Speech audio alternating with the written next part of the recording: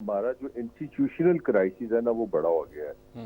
मतलब political crisis से हम एक कदम पीछे चले गए हैं। अब मुझे ये समझ आ रही है कि ये जो मौजूदा सिचुएशन है वो सबसे ज्यादा सूटेबल है PMLN के लिए।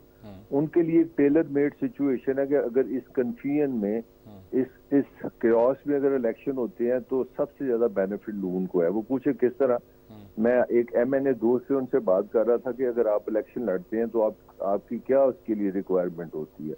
तो उन्होंने कहा कि अगर पार्टी क़यादत कैंपेन सारी चीजें भी निकाल देना तो मिनिमम हमें 3000 लोगों की जरूरत होती है एक MNA को सिर्फ अपनी पोलिंग छोटे मोटे ये जो मामला हैं ट्रांसपोर्ट ये वो इस तरह की चीजें चलाने के लिए। तो PTI तो टोटल तितर बितर है।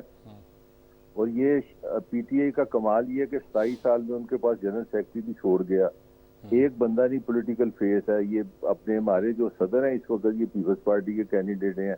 कल मेरे लिए भी खबर थी कि मरवत जो है वो 11 साल जमीयत उलमा इस्लाम का हिस्सा रहा है। 2018 में MNA MP के इलेक्शन लड़े इंडिपेंडेंट सिविल जज थे, उन पे भी कुछ इल्जाम आता है। बहरहाल उधर नहीं मैं जाता। तो मुझे तो समझ नहीं आ रही PTI कहाँ है। कोई पार्टी बता दें। मौलाना को कभी सर्दी लग जाती है, कभी दहशतगर्दी आ जाती है। MKM चीको पुकार डाल रही है जी कि अपना हल्का बंदियां ठीक नहीं है। पीपल्स पार्टी का अपना मसला है। तो सिर्फ एक ही जमात है जिसके हक में जा रहे हैं, जो मेरी बात समझ आ रही है। ये तो आपका प्रेजेंट सिचुएशन है। और क्राइसिस किस चीज का है? क्राइसिस आपके इदारों का है। हमारे जितने भी इदारे हैं रियासत के वो नाकाम रहे हैं अपनी न्यूट्रलिटी और अपनी इंडिपेंडेंस को मेंटेन रखने पे। हमारे इलेक्शन कमीशन पे भी उंगलियां उठती हैं।